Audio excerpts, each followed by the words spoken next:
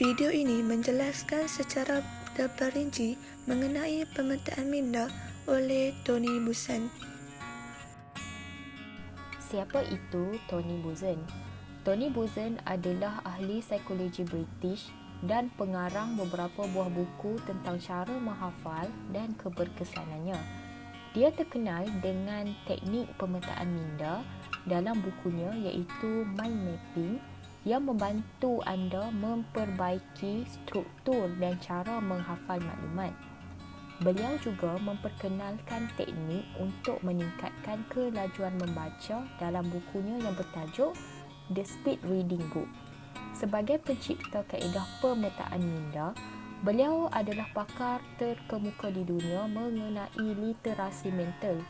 Mengenai perkara ini, Tony Buzan telah menulis lebih daripada 100 buku dan telah diterjemahkan ke dalam 150 bahasa dan dibaca oleh berjuta-juta orang di seluruh dunia.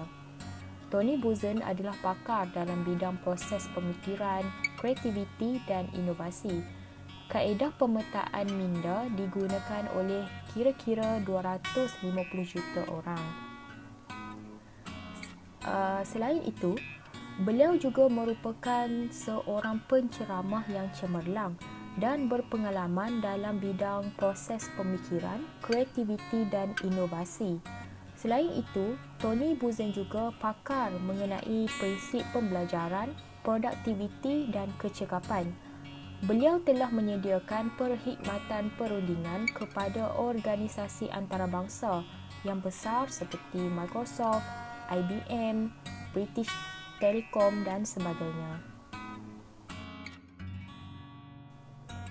Peta minda adalah satu alat yang berfungsi seperti pemikiran visual yang dapat membantu pelajar mengorganisasi maklumat dengan berstruktur, memahami, mensintesis, ingat kembali dan juga menghasilkan idea-idea baru dengan mudah.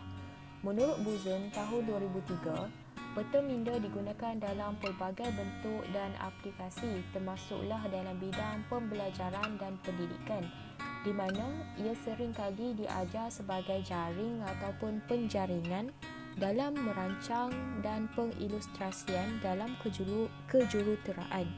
Pemetaan minda Buzan adalah sistem pengambilan nota yang cekap yang menjadikan penyemakan sesuatu yang menyeronokkan untuk pelajar. Tony Buzan telah mengajar anak-anak di seluruh dunia selama 30 tahun dan telah membuktikan bahawa peta minda adalah formula ajaib di dalam kelas untuk semua orang. Menurut Tony Buzan juga, beliau menyatakan manusia akan mudah mengingati sesuatu yang menarik untuk dipandang dan tulisan atau gambar yang ringkas yang mengandungi maklumat yang boleh disimpan di dalam minda manusia. Ini menunjukkan selain pemahaman terhadap apa yang diulang kaji, proses untuk mengingat juga haruslah penting untuk pelajar memanggil kembali data yang telah disimpan tadi. Oleh itu, dalam memudahkan pemahaman serta dapat menarik minat dan memanipulasi kedua-dua otak, kaedah pembelajaran secara peta minda yang diperkenalkan oleh Buzan adalah satu cara kaedah pembelajaran yang boleh diaplikasikan. Antara ciri-ciri dalam pemetaan minda Buzan adalah fokus imej, gambar ataupun perkataan topik utama diletakkan di tengah halaman. Maksudnya di sini adalah imej atau perkataan di tengah halaman kertas merupakan tajuk ataupun fokus utama yang akan dibincangkan. Penggunaan gambar adalah salah satu media yang cepat dalam memberi rangsangan dan juga memberi pelbagai interpretasi yang boleh mencetuskan pemikiran yang lebih kritis. Yang kedua ialah idea dibiarkan mengalir dengan bebas tanpa pertimbangan. Peta minda ini sebenarnya membantu pelajar mengasimilasikan maklumat baru, berfikir dan mengembangkan konsep mereka. Oleh itu, peta minda adalah salah satu teknik menggrafik yang sungguh berkuasa di mana ia mampu membekalkan kunci universal ke atas potensi pemikiran seseorang. Selain itu, ia juga memberi kebebasan kepada individu itu menjelajahi kemampuan otak yang tiada batasannya.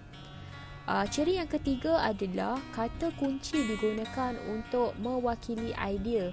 Kata kunci akan ditulis di atas ranting. Dengan menggunakan kata kunci ini, anda akan memahami dan mengingati sesuatu konsep dengan lebih mudah. Menurut Bozen tahun 2002, manusia akan lebih mudah mengingati sesuatu yang menarik untuk dipandang dan tulisan atau gambar yang ringkas yang mengandungi maklumat yang boleh disimpan dalam minda manusia. Ini menunjukkan selain memahami apa yang dipelajari, proses untuk mengingati semula juga penting untuk pelajar memanggil kembali maklumat yang telah disimpan tadi. Seterusnya, satu kata kunci ditulis setiap ranting. Kerana kata kunci tunggal memberi kekuatan dan kelenturan kepada peta minda anda. Seseorang pelajar bebas untuk menghubung-kait sesuatu perkara dengan mudah dan berstruktur. Ciri yang kelima adalah kata kunci dihubungkan ke fokus pusat dengan garis ranting yang lain. Minda mengingati kata kunci dan imej, bukannya ayat. Oleh itu, peta minda hanya menggunakan kata kunci dan imej, justru membenarkan maklumat yang banyak dimasukkan di atas selai kertas. Seterusnya, warna yang digunakan juga dapat menonjolkan dan menekankan idea. Penggunaan warna mestilah 3 atau lebih warna. Menurut Bozen, penggunaan warna dapat menambahkan semangat pada peta minda. Selain itu, memberi tenaga yang luar biasa untuk pemikiran yang lebih kreatif dan menyeronokkan. Selain itu, tujuan peta minda juga adalah membolehkan pelajar mencatat nota dengan mudah serta mengingat sesuatu dengan mudah di samping menggabungkan serta mengimbangkan kegunaan otak kanan dan otak kiri semasa belajar. Yang terakhir adalah gambar, simbol dan kod digunakan untuk menonjolkan idea dan merangsang minda untuk membuat hubungan. Kerana setiap gambar seperti gambar tengah dapat membantu pelajar mengasimilasikan maklumat baru yang pelbagai. Perkara ini memberi kebebasan kepada otak kita untuk mengekspresikan pelbagai maklumat melalui gambar tersebut.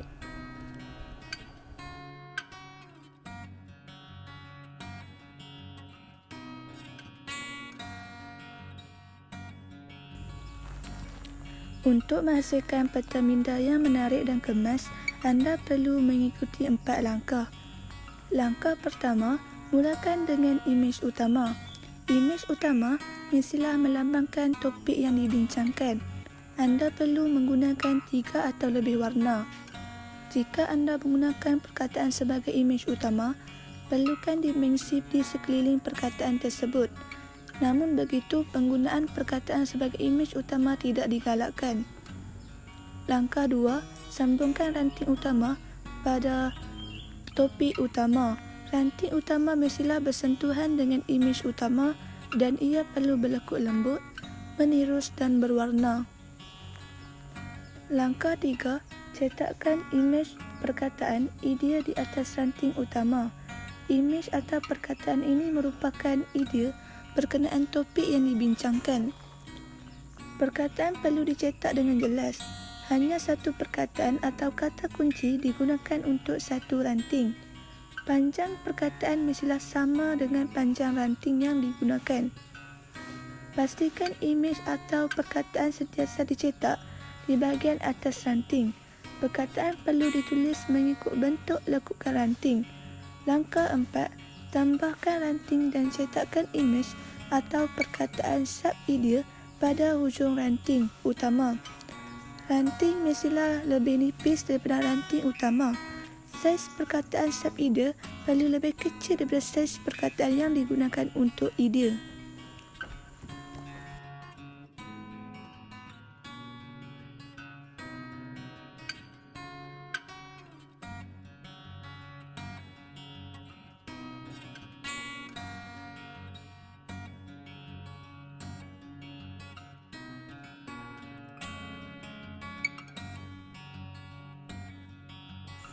Kepentingan peta minda.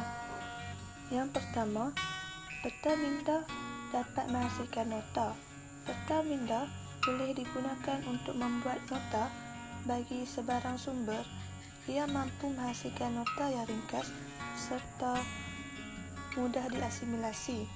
Yang kedua, ingat kembali. Peta minda berfungsi pantas dan berkesan dalam aktiviti imbas kembali, nota kuliah dan kandungan bahan bacaan anda. Yang ketiga, penyelesaian masalah.